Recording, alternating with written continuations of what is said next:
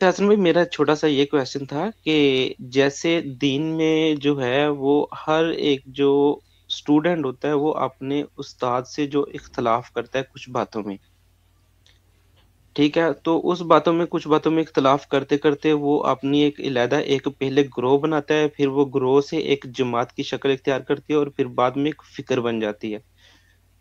تو میں یہ کوشچن کر رہا تھا کہ ایسا کیوں ہوتا ہے؟ اگر کوئی بھی کسی کا اسٹوڈنٹ ہوتا ہے، جیسے میں ریسنٹلی مثال دیتا ہوں، جیسے انجینئر صاحب ہیں، وہ بولتے ہیں کہ میں ڈاکٹر اسرار صاحب کا اسٹوڈنٹ ہوں، تو لیکن وہ بہت سی باتوں میں ڈاکٹر اسرار صاحب سے اختلاف بھی کرتے ہیں، ٹھیک ہے۔ ابھی وہ ایک گروہ سے ایک جماعت کی شکل اختیار کر گئے اور ابھی آنے والے وقت میں ہے جو وہ ایک فکر کی جو ہے نا وہ شکل اختیار کر جائیں گے کہ ایک فکر بن گئی وہ انجینئر بھی، ٹھیک ہے۔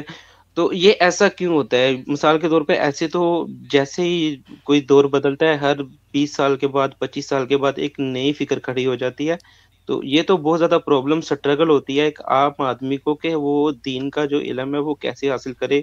ایک شاگرد ہے وہ اپنے استاد سے اختلاف کرتا ہے، وہ اپنے استاد سے اختلاف کرتا ہے، ایسے اختلاف کرتے کرتے وہ کافی باتوں میں اختلاف ہو جاتا ہے نا اوپر جاتے تک، لاسٹ تک جانے، بیسک جیسے بولتے ہیں کہ روٹ تک جانے کے لیے۔ تو اس چیز کو ختم کرنے کے لیے کیا انسان کو کرنا چاہیے اور یہ کیسے ہو سکتا ہے؟ جی، انجینئرنگ تو ویسے کوئی الگ فکر بن نہیں سکے گی، اس لیے کہ پہلے سے ہی انجینئرنگ کا شعبہ الگ سے موجود ہے اور انجینئر بن رہے ہیں، انجینئرنگ کے طبقات بھی ہیں۔ تو اور یہ جو آپ نے بات فرمائی اسٹوڈنٹ والی، یہ بھی آج کل بڑی مبہم ہوتی ہے کہ کسی نے اگر کسی کی بات سنی ہے یا کسی کی بات کی تائید کی ہے تو وہ اس کا اس طرح سے ہم فکر بن گیا ہے یا اسٹوڈنٹ بن گیا ہے۔ یہ عام طور پہ جو زبان کے اسالیب ہوتے ہیں ان میں یہ بات کہہ دی جاتی ہے کہ فلاں میری بات سن رہا ہے تو میرا شاگرد ہے یا میرا طالب علم ہے، ورنہ حقیقی طور پہ یہ معاملہ اس طرح سے نہیں ہو رہا ہوتا کہ بہت زیادہ ہو رہا ہو۔ مثال کے طور پہ آپ دیکھیں کہ امت کے اندر آج تک جو بڑے رجحانات ہیں، جو بڑے منہاج جس کو آپ کہتے ہیں، بڑی میتھڈالوجیز ہیں دین کو سمجھنے کی، ان کو بہت زیادہ نہیں ہے، وہ کل ملا کے 4 یا 5 ہی ہیں۔ یعنی ایک فقہی منہاج ہے، فقہی میتھڈالوجی ہے، ایک ہمارے ہاں سلفی میتھڈالوجی ہے، ایک ہمارے ہاں صوفی میتھڈالوجی ہے، ایک ہمارے یہاں اب آپ کہہ سکتے ہیں گزشتہ 100 سال کے اندر فراہی میتھڈالوجی سامنے آئی ہے یا فراہی مکتب فکر یا منہاج سامنے آیا ہے۔ اور پھر یہ جو پچھلے منہاج موجود ہیں ان کے اندر سے کچھ ایک اختلاط سے منہاج بن جاتے ہیں، جیسے صغیر کے اندر یا خود صوفیاء کے حلقوں کے اندر ایک منہاج عقیدت وجود پذیر ہو گیا۔ تو اگر آپ اوپر جا کر دیکھیں نا تو بنیادی طور پر 4 5 ہی بیسک اپروچز ہوتی ہیں جن کی بنیاد پر لوگ کھڑے ہوتے ہیں۔ مثال ڈاکٹر اسرار صاحب کی آپ نے مثال دی، انہی کو لے لیں تو ڈاکٹر صاحب جو ہیں وہ اصول میں مولانا مودودی ہی کی سیاسی تعبیر پر کھڑے ہوئے ہیں، اور اس میں کہیں وہ اطلاق میں اختلاف کر رہے ہیں کہ بھائی یہ تنظیم انقلاب کے ذریعے پہ وہ تبدیلی لائے گی اقامت دین کی جو مولانا مودودی اس وقت جمہوری معاشروں کے اندر انتخاب کے ذریعے لانا چاہتے ہیں۔ تو اطلاق میں، آپریشنز میں، تدبیر میں اختلاف ہو جاتا ہے۔ خود مولانا مودودی کی فکر کو آپ دیکھیں تو وہ دین کی یقینی طور پہ سیاسی تعبیر کے بانی ہیں، لیکن اس فکر کی جو اساس ہے وہ تو خود ہمیں نظر آتی ہے، پیچھے شاہ ولی اللہ کیا موجود ہے، اس سے پیچھے امام ابن تیمیہ کیا موجود ہے، اس سے اگر اوپر اٹھا دیں تو خود جو فقہی تعبیر کے اندر کچھ جہاد و قتال کے استدلالات سے نکلے ہوئے نتائج ہیں ان سے وہ ماخوذ ہے۔ تو اصل میں آپ دیکھیں تو ہر آئیڈیالوجی اپنے نظام فکر میں اوپر بڑی محدود ہو رہی ہوتی ہے۔ تو امت میں اس لحاظ سے ہمارے ہاں کو بہت زیادہ منہاج میتھڈالوجیز نہیں ہیں، ان کے اطلاق میں، ان کی پریزنٹیشن میں کچھ ندرت پیدا کر کے کچھ لوگ نیا پن لے آتے ہیں، ورنہ ہمارے ہاں تو یہی صوفیانہ طرز فکر ہے جو چل رہا ہے، یا وہ فقہی استدلال ہوگا یا سلفی استدلال ہوگا۔ اس میں جو خرابی پیدا ہوتی ہے نا، وہ خرابی یہاں سے نہیں پیدا ہوتی کہ ڈفرینٹ اسکول آف تھاٹ ہے۔ اسکول آف تھاٹ آپ دیکھیں فلسفے کے اندر، سائنس کے اندر، میڈیکل کے اندر اتنے زیادہ ہوتے ہیں کہ آدمی اگر ان کو پڑھنا شروع کرے تو سر چکرا جائے، لیکن وہاں ہمیں کبھی پرابلمٹک نہیں محسوس ہو رہے ہوتے، اس لیے کہ وہاں پر نئی فکر نالج آف ورلڈ میں کنٹریبیوٹ کر رہی ہوتی ہے۔ یعنی کوئی بھی نیا زاویہ نظر بنے گا چیزوں کو دیکھنے کا تو وہ اس علم کی تنقیح کا باعث بنے گا۔ یہ جو اس وقت آپ کو انفارمیشن ٹیکنالوجی کا ریولوشن نظر آتا ہے دنیا بھر میں، یہ بھی اسی اختلاف کے نتیجے میں سامنے آیا ہے کہ ایک ہی طریقے سے آپ سوچ رہے ہیں، اس سے اٹھ کر آپ نیا ان سے اختلاف کرتے ہیں تو وائی فائی دریافت ہو جاتا ہے، اس سے اختلاف کرتے تو آئی فون دریافت ہوتا ہے، اس سے اختلاف کرتے تو میٹاورس میں آپ چلے جاتے ہیں. تو یہ سب اختلاف کے نتیجے میں عمل کھلتا ہے.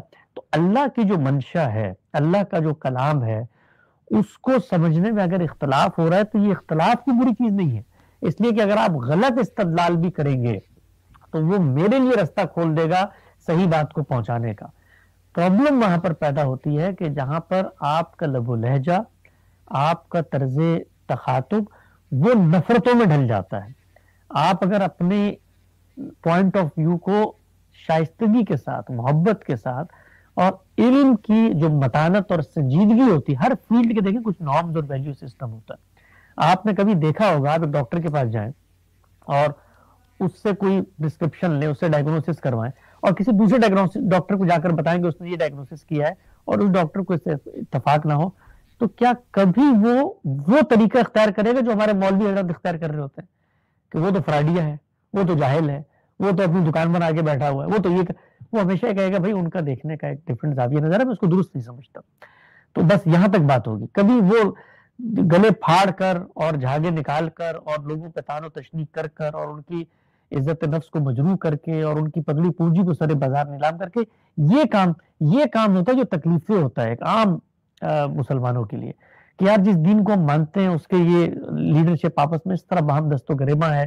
تو اس سے قرآن نے منع کیا. یہ وہ تفرقہ ہے. تفرقہ یہ نہیں ہے کہ آپ ایک باب میں مختلف پرنسپلڈ اپروچز کو لے کے مختلف نتائج تک پہنچ رہے ہیں. تفرقہ یہ ہے کہ آپ لوگوں کی نیت پر حملہ آور ہو کر, لوگوں کے محرکات کو جان کر ان پہ جہالت کے فتوے صادر کرتے ہیں.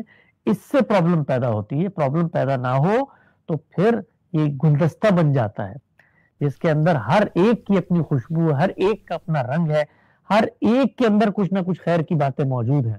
مثلا ہمارا جو تصوف کا پورا سلسلہ ہے, غامدی صاحب اس کو پرنسپلی ریفیوٹ کرتے ہیں اور یہ کہتے ہیں کہ متوازی نظام فکر ہے, نظام استدلال ہے, پورا متوازی نظام حیات دیتا ہے یہ. تو اس سب کے باوجود کیا ہماری زبان سے آپ نے کبھی صوفیاء کے بارے میں کوئی لفظ بات سنی, کوئی استغفاف کا کلمہ سنا, ان کی شخصیت, ان کی کنٹریبیوشنز کو ہم نے مس کرنے کی بات کی ہو؟ وہ دین کے بڑے علماء ہیں, 10 اور کام کر رہے ہوں گے, اس کے اندر وہ کنٹریبیوٹ کر رہے ہوں گے. کچھ چیزیں انہوں نے جو کنٹریبیوشن کی ہوگی ان کی نظر میں ٹھیک نہیں ہوگی لیکن نتیجے کے اعتبار سے بڑی پازیٹیو ہوگی, جیسے خانقاہ کا تصور ہے, جیسے اور انسان کی نفسیات کو سمجھنے کے پہلو ہیں. تو ہر فیلڈ آف نالج میں ہمیں صرف یہ چیز دیکھنی چاہیے کہ بھئی ہم لوگ کمزور سے انسان ہوتے ہیں. ہم لوگوں کو خدا نے کوئی پیغمبر بنا کے نہیں بھیجا. یہ جو اکثر مثالیں پیش کی جا رہی ہوتی ہیں نا کہ دیکھیں پیغمبر بھی تو یہ کام کرتے تھے, وہ بھئی پیغمبر خدا کے فرستادہ منتخب چنیدہ لوگ ہوتے ہیں. وہ حق و باطل کو اس طرح سے واضح کرتے ہیں, ان کے سامنے وہ لوگ کھڑے ہوتے ہیں, وہ سب سے پہلے انذار کرتے ہیں, انذار عام ہوتا ہے, پھر اس کے بعد ہجرت و برات ہوتی ہے, تمام حجت کے مراحل ہوتے ہیں, خدا کی مائیت کا ظہور ہوتا ہے, خدا بتاتا ہے, عذاب آتا ہے. ہم لوگ اس جگہ پہ نہیں کھڑے ہوئے. ہم لوگ انسان ہیں, غور و فکر کریں گے, اس سے ایک پوائنٹ آف ویو بنے گا. وہ پوائنٹ آف ویو میری نظر میں غلط ہو سکتا ہے, صوفیاء کا پورا پوائنٹ آف ویو میں کہہ سکتا ہوں غلط ہو سکتا ہے, لیکن عزت کے ساتھ, احترام کے ساتھ, شائستگی کے ساتھ, محبت کے ساتھ, ایک متاع درد و سوز کے ساتھ, یہ مانتے ہوئے کہ وہ لوگ بھی عزت کے ساتھ کھڑے ہوئے ہیں. تو ہمارے ہاں میں خود اس بات کو اپنے دوستوں میں, اپنے حلقوں میں اجاگر کر رہا ہوں. خود بھی ڈر لگتا ہے بات کرتے ہوئے, سچی بات ہے, اس لیے کہ ہم کسی بھی طریقے سے بات کمیونیکیٹ کریں, وہ جو سامنے والے لوگ ہیں ان کو یہ اندازے نہیں ہے کہ ہم ان کے بھی خیر خواہ ہیں, ان سے بھی محبت رکھتے ہیں, اور ہم یہ چاہتے ہیں کہ اگر وہ ایک اچھی اصلاح اور دعوت کا جذبہ لے کے اٹھیں تو وہ قابل عمل ہو, اس کے اثرات ہوں, وہ لوگوں میں وہ کام کرنے کا باعث نہ بن جائیں جو مصلحین کی جماعت اٹھتی ہے, اور جب ان کو کہا جاتا ہے کہ بھئی تم فساد پھیلاتے ہو تو وہ کہتے ہیں ہم تو اصلاح کرنے کے لیے اٹھے ہیں, بچانا چاہتے ہیں ہر ایک کو. تو اسی لیے کچھ بات کرتے ہوئے بھی آج کل ڈر لگتا ہے کہ کون سا شخص کون سی بات اٹھا کر کہے کہ دیکھو اس نے میرے ساتھ یہ کیا ہے تو اب تو میں اس کو یہاں پر لے کے جاؤں گا. کہنا یہ مراد ہے کہ کوئی ایسی ڈیروگیٹری ٹرم ہمیں یوز نہیں کرنی چاہیے کسی بھی شخص کے بارے میں. مثال کے طور پر یہ ہم کہتے ہیں بھئی فلاں بابے ہیں, اب مجھے پتا ہے یہ سننے والے فوراً سے سنیں گے, وہ کہیں گے بھئی یہ تو ہمارے دوست انجینئر محمد علی مرزا کہتے ہیں, تو یہ حسن علی لیاس صاحب شاید ان کے اوپر حملہ آور ہونے. میں کسی شخص کے ساتھ اس طرح کی ریفیوٹ ہونا, اس کو معاشرے میں متوحش کرنا, یہ ہمارا طریقہ کار ہی نہیں ہے, نہ ہم اس کو جائز سمجھتے ہیں. لیکن بتانا یہ مقصود ہے کیونکہ وہ بھی تو مخاطب ہے نا. ہر انسان دنیا میں دائی بھی ہوتا ہے, مدعو بھی ہوتا ہے. تو ہر انسان تک اگر میں مسلمان ہوں تو میں نیکی خیر کی بات کہوں گا بھی سنوں گا بھی، اس لیے ہر ایک کو تیار رہنا چاہیے اس کام کے لیے، اس پہ برا نہیں منانا چاہیے، نہ یہ سوچنا چاہیے کہ یہ لوگ آگے ہیں مثال کے طور پہ میری دعوت کو خراب کرنے یا میرے اسٹوڈنٹس کو توڑنے، یہ کبھی نہیں سوچنا چاہیے. ہم سب ایک دوسرے کے محسنین ہیں، خیر خواہ ہیں. ہم سے اگر کہیں کوئی غلطی ہوتی ہے تو وہ ہمارا خیر خواہ ہوگا جو ہمیں توجہ دلا کر بتائے کہ بھائی یہ کام نہ کرو. تو اگر ہم چھوٹی چھوٹی باتوں کے اوپر بھی غصے میں آ جائیں اور اس طرح کر لب و لہجہ اپنائیں، یہ اچھی بات نہیں ہے. اس سے ہماری شخصیت میں ایک ایسا پہلو جنم لیتا ہے جو پھر نسلوں میں ایوالو کرتا ہے، اور یہ پھر فرقہ واریت کی ان انٹینشنل بنیاد بن جاتا ہے. لوگ پھر یہ طریقہ اپناتے ہیں اور یہ پھر آگے بڑھتا ہی رک نہیں سکتا. تو ہمیں شروع میں ان جگہوں پر رہنا ہے جو ویلیو سسٹم کے اندر کھڑے ہو کر پرنسپلز کے اوپر تنقید ہو، علم کے دائرے میں ہو.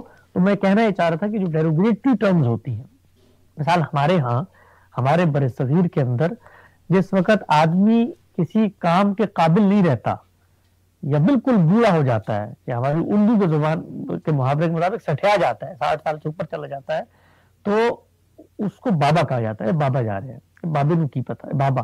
تو اب یہ ٹرم اپنے استعمال میں ڈیروگیٹری ٹرم بن گئی ہے. تو اب اتنے بڑے بڑے امت کے جو علماء گزرے ہیں ان میں سے بہت سارے تو شاید بڑھاپے کی عمر کو بھی نہیں پہنچے، جوانی میں رخصت ہو گئے. تو ان کو اگر پوری کی پوری روایت کو سامنے رکھ کر ہم کہیں بابے ہیں تو یہ ایک ڈیروگیٹری ٹرم ہے. مثلا ابو حنیفہ سراج الائمہ ہمارے امام اعظم، ان کے بارے میں کوئی شخص اس طریقے سے مخاطب، تو یہ تخاطب جو ہے، میں بھی فکر پہ نہیں جا رہا اور نہ یہ بات کرنے کا مقصد یہ ہے کہ ان کے جو افکار ہیں ان کو آپ کلین چٹ دے دیں یا ان کے بارے میں آپ کہیں کہ بھئی یہ تو قیامت تک ریلیونٹ ہو گئے. بالکل دوسری بات کر رہا ہوں، اور مجھے امید ہے کہ میرے سننے والے بھی اس کو وہیں سے پرسیو کریں گے کہ جس وقت ہم کوئی ایسی ٹرم یوز کرتے ہیں جو سننے والوں کو ڈیروگیٹری لگتی ہے، اور یہ بات یاد رکھیں کہ اس کا فیصلہ میں نے نہیں کرنا کہ میری ٹرم ڈیروگیٹری ہے یا نہیں، سننے والوں نے کرنا ہے، معاشرے نے کرنا ہے، عرف نے کرنا ہے. تو اس لحاظ سے اگر کوئی ٹرم ہم یوز کرتے ہیں تو ہم اس پہ نظر ثانی کریں، ان کو دیکھیں. ہم اگر یہ کہنا چاہتے ہیں ہم کہیں کہ صوفیاء کے یہ بزرگ اکابرین گزرے ہیں، ان کے یہ نظریات ہیں. ان کے غامدی صاحب نے ایک مضمون لکھا ہے، وہ مضمون ان کی کتاب برہان میں موجود ہے.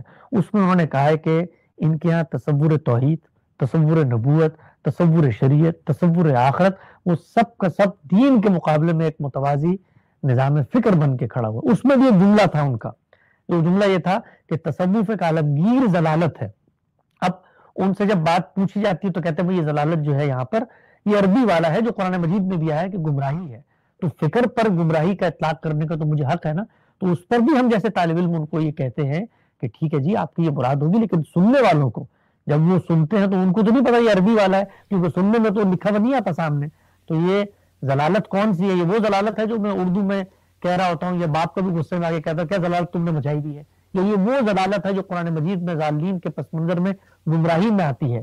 تو یہ ظال والی ہے کہ زواد والی ہے تو پتہ نہیں چلتا نا. تو اسی لیے ان چیزوں سے اجتناب کرنا چاہیے. تو یہ بات 10 دفعہ میں نے غامدی صاحب کے سامنے بھی رکھی. ایک لائیو پروگرام میں کسی شخص نے کہا کہ ان کو اس طریقے سے بات نہیں کرنی چاہیے تھی. تو میں نے کہا بھئی ہم جو ہیں وہ مثال کے طور پہ غامدی صاحب کے اسلوب بیان کے اوپر کوئی ایمان تھوڑی لائے ہوئے ہیں کہ جو لفظ ان کے ہاں سے صادر ہوگا وہ اسی طریقے سے ہونا چاہیے تھا. خود انہوں نے جوانی میں بہت ساری تحریریں لکھی ہیں، بڑی کاٹدار ہیں، بڑی نوکدار ہیں، ان کے اندر بڑا ایک شدت نظر آتی ہے، کہیں کہیں اپنے استاد کی اہمیت کا جذبہ نظر آتا ہے. تو کبھی بھی اگر آپ اس چیز کو اپنا لیں کہ جی آپ ہر چیز کا دفاع کریں گے، نہیں. وہ غامدی صاحب کی جوانی کی دور کی تحریریں تھی، اس دور میں وہ اسلوب ان کو بہتر لگا. ہم آج کے دور میں کھڑے ہو کے کبھی اس چیز کو پروان نہیں چڑھائیں گے کہ ہمارے استاد نے جوانی میں جو اس طریقے سے بات کی تھی وہی بات ٹھیک ہے، اسی سے جو ہے نا ہتھوڑا مارنے سے معاملات ٹھیک ہوتے نہیں. بہتری کا عمل ہوتا، آپ آگے بڑھتے ہیں، ارتقا ہوتا ہے. جب آپ آگے بڑھیں گے تو چیزیں نکھرنا شروع ہو جائیں گی، سنورنا شروع ہو جائیں گی. اور دیکھیے قرآن مجید یہ بتاتا ہے کہ وقت گزرنے کے ساتھ ساتھ آپ کے مخالفین کے دلوں میں بھی اگر آپ اچھے اخلاق کے ساتھ پیش آتے ہیں تو نرمی پیدا ہوگی. مقصود کیا ہے ہمارا؟ مقصود کوئی کبڈی کا میچ جیتنا ہے؟ مقصود ہے کہ اللہ کی صحیح ہدایت کا ابلاغ ہو. تو اگر ابلاغ میں ہی ہمارا لب و لہجہ رکاوٹ بن جاتا ہے تو آپ مجھے بتائیے ایسی دینی خدمت کا کیا فائدہ؟ ابلاغ میں ہی ان لوگوں تک پہنچانی تھی نا اصل بات، ان صوفیاء تک. عام لوگ تو بیچارے نیوٹرل کھڑے ہوئے تھے، ان تک تو میں شائستگی سے پہنچاؤں یا غصے سے پہنچاؤں، انہوں نے تو بات کو قائل ہو ہی جانا ہے. ان لوگوں کو سمجھانا ہے جو مثال کے طور پہ شرک کے مظاہر کو اسلام میں داخل کیے ہوئے ہیں, جو مثال کے طور پہ اس طریقے کے قصے اور کہانیوں کو دین بنا رہے ہوتے ہیں, ان تک بات پہنچانی ہے. تو ان کی جگہ پر کھڑے ہوں, محبت کے ساتھ انہیں ہم مخاطب کریں, اور ان کے جو بزرگ ہستیاں ہیں ان کے بارے میں کوئی استخفاف کا جملہ, کوئی تنقیص کا جملہ, کوئی ایسا جملہ کہ جو ان کے سننے والوں کو برا لگے, کبھی استعمال نہیں کرنا چاہیے. تو میں تو یہ تجویز دوں گا کہ یہ جو ٹرمینالوجی ہے یہ بابوں بابوں والی, یہ اب ہمیں ترک کر دینی چاہیے, اور ہمیں ان لوگوں کے ساتھ ان کے عزت وقار احترام کی رعایت سے بات چیت کرنی چاہیے. دیکھیں جس وقت آپ یہ بات کر رہے ہوتے ہیں نا, ممکن ہے آپ کے پیش نظر یہ نہ ہو, ممکن آپ یہ کہیں جی میں تو مثال طور پہ حفظ اللہ بھی کہتا ہوں اور میں تو ان کی تحسین بھی کرتا ہوں, ان کی دینی خدمت, لیکن جو ایک پورا کا پورا ڈکشن بن جاتا ہے پریزنٹیشن کا, وہ اصل میں تخفیف کا باعث بن رہا ہوتا ہے, وہ لوگوں کی دل آزاری کا باعث بن رہا ہوتا ہے. تو ہماری امت کے جو علماء ہیں, چاہے وہ صوفیہ میں سے ہوں, چاہے وہ معتزلہ میں سے ہوں, چاہے وہ قدریہ میں سے ہوں, چاہے وہ جہمیہ میں سے ہوں, چاہے وہ فقہی روایت کے اندر ہو, چاہے وہ صوفی روایت کے اندر ہو, سلفی روایت کے اندر ہو, ان سب نے نالج آف ورلڈ میں کنٹریبیوٹ کیا ہے.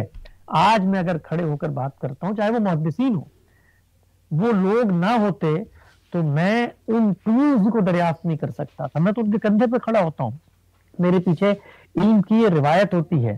علم کی روایت سے کٹ کے اگر آپ کوئی بات کرتے ہیں تو وہ دنیا میں انجینئرنگ کے میدان میں بھی قابل قبول نہیں ہے, اس لیے کہ علم کی روایت یہ انسانیت کا مشترکہ حافظہ ہوتی ہے, اور اس کو اگر آپ اگنور کر دیتے ہیں تو آپ اصل میں کٹی ہوئی پتنگ کی طرح بن جاتے ہیں, اور اس پر کٹی ہوئی پتنگ کو لوگ کوئی بھی پکڑنے کو تیار نہیں ہوتا.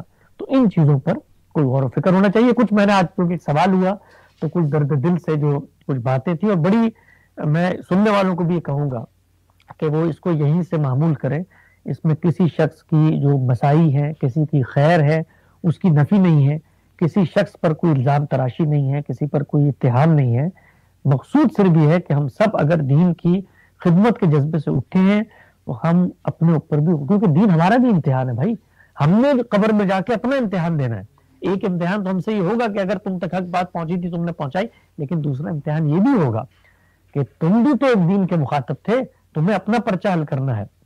کیا تم کسی کی دل آزاری کا باعث بنے, یا کسی کی آبرو پہ ان انٹینشنلی حملہ آور ہو گئے, یا تم دین کے خیر خواہ تھے, کیا تم نے ان چیزوں کو اپنایا کہ جن چیزوں کو تم خود نفی کر رہے ہو کہ یہ کام نہیں ہونا چاہیے, لیکن خود ہمارے ہاں وہ چیزیں پیدا ہو جاتی ہیں. تو ہر ایک کے ہاں, ہمارے ہاں ہمیں جائزہ لینے کی ضرورت ہے کہ ہم کبھی ہمیت حق میں آ کر صوفیاء کو لتاڑنے کی صورت میں آ جاتے ہیں. میں نے دیکھا ہے خود حمدی صاحب کے بہت سارے جو ہیں وہ سننے والے آڈینس میں سے لوگ, وہ چونکہ اس پس منظر میں آئے ہوتے ہیں تو وہ چیزیں اٹھا کر اس طرح علماء کی تخفیف و تنقید کر رہے ہوتے ہیں. میں نے خود دیکھا ہے اس رویے کی ہم ہمیشہ مذمت کرتے ہیں. اور بسا اوقات میں نے یہ بھی دیکھا ہے کہ جو مذہبی لوگوں کا ایک حال حلیہ ہے اس سے نفرت کا جذبہ ہمارے یہاں پیدا ہو جاتا ہے. تو یہ سب چیزیں ہمیں اپنی سطح پہ ختم کرنی ہے, اور جو باقی لوگ اصلاح و دعوت کا کام لے کے اٹھے ان کو ان کی جگہ پر ختم کرنے کی کوشش کرنی چاہیے. جی جی جی جزاک حسن اللہ بھائی خیرہ. ماشاء اللہ آپ نے بہت اچھا اور بہت ہی جامع جواب دیا. شکریہ, اللہ تعالیٰ آپ کو جزائے خیر دے. شکریہ ابرار بھائی آپ کا بھی ٹائم دینے کا. جی بہت جزاک شکریہ, اللہ. جزاک اللہ خیرہ. بہت شکریہ حسن بھائی, میرے خیال سے یہ بہت ضروری گفتگو تھی جو آپ نے یہ فرمائی, اور میرے خیال سے اس طرح کے برے القابات کا استعمال کرنے سے ہمیں احتیاط کرنی چاہیے. اور بعض اوقات اس طرح کے القابات ہماری اپنی ہی دعوت کے لیے مہلک ہو جاتے ہیں.